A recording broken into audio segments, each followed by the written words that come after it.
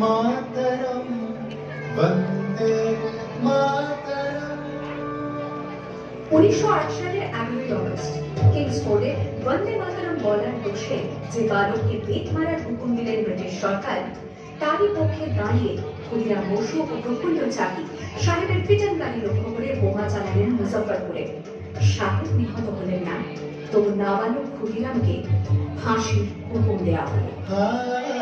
জননী গুলো তুলে বক্ষে শান্তনবাস দেব তুলে চোখে কাঁদিছে তব চরণ পাদে ত্রিংশতি কোটি নরনারী।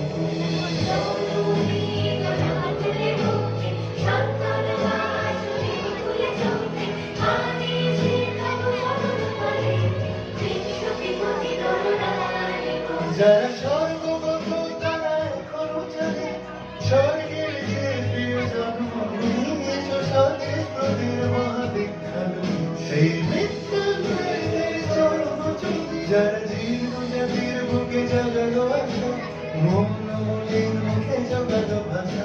আজি রক্ত কমলে গাথা, আজি রক্ত কমলে গাথা মাল্য খাই বিজয় মুখী দেবতাদের কালে মুক্তির মন্দির সুপারি করে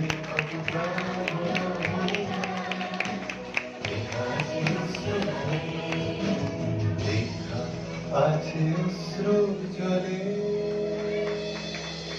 9 এপ্রিল 1918 মাস্টারদা সূর্য সেন ও তার 65 জন শিষ্য মিলে পরিকল্পনা করে চট্টগ্রামে ব্রিটিশ পুলিশের অস্ত্রাগারে লুট করেন এবং তারপরে লুকিয়ে আশ্রয় নেন জালালাবাদ পাহাড়ে। এর 4 দিন পর ব্রিটিশ বাহিনী খুঁজে বার করে মাস্টারদা ও তাঁর সঙ্গীদের। সেদিনের অস্তমিত সূর্য ছিল সূর্য সেনের রক্তে নামা।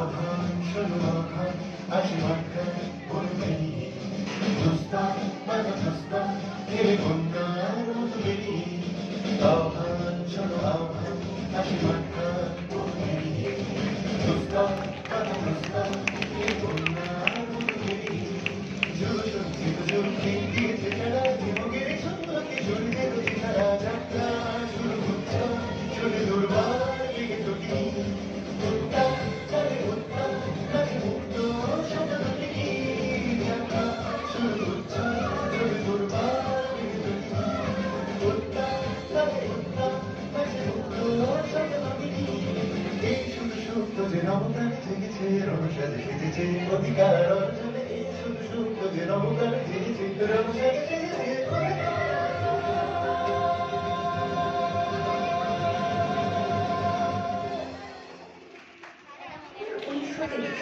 বিনয় বসু, বাবুল গুপ্ত, দীনেশ গুপ্ত সাহেবের পোশাকে ট্যাক্সি থেকে এসে নামলেন রাইটার্স বিল্ডিংয়ের সামনে। সোজা উঠে গেলেন দোতলায়, সামনে সিমসনের ঘর। দ্বাররক্ষীকে ছেড়ে ঢুকে গেলেন ভেতরে। বন্দুকের আওয়াজে গর্জে উঠল রাইটার্স।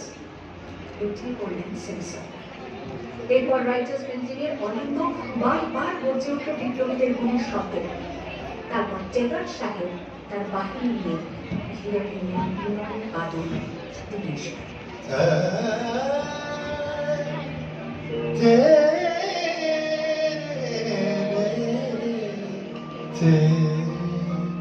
দুর্গম গিরিকান্তার মরুদস্তর পারাবারই লুঙ্গিতে হবে রাত্রি নিশীতে যাত্রীরা বসে। সেপ্টেম্বর 1942 তমলুকের মাটিতে কয়েক হাজার ভারতীয়কে নিয়ে যিনি পুলিশ স্টেশন ঘেরাও করা লড়িয়ে হেঁটেছিলেন, সেই শক্তরুদ্ধ মাতঙ্গিনী হাজরা পুলিশের নির্মম গুলিচালনা ও লাঠিচার্জ সত্ত্বেও তাঁর হাতের পতাকাটি মাটিতে টুকে দেন। আর ঠিক তার পরের বছর 1943-এর 30শে ডিসেম্বর জাপান সরকারের অধীনে থাকা আন্দামান দ্বীপ সেতু হস্তান্তর করা হলো ইন্ডিয়ান ন্যাশনাল আর্মিকে। পোর্ট ব্লেয়ারের মাঝে তিরঙ্গা পতাকা তুললেন সুভাষচন্দ্র। এটাই স্বাধীন ভারতের মাটিতে প্রথম তেরঙ্গা ঝান্ডা। আইএনএর commander in chief Subhash Chandra Bose হলেন ভারত যাকে স্বীকৃতি দিয়েছিল 18টি দেশ।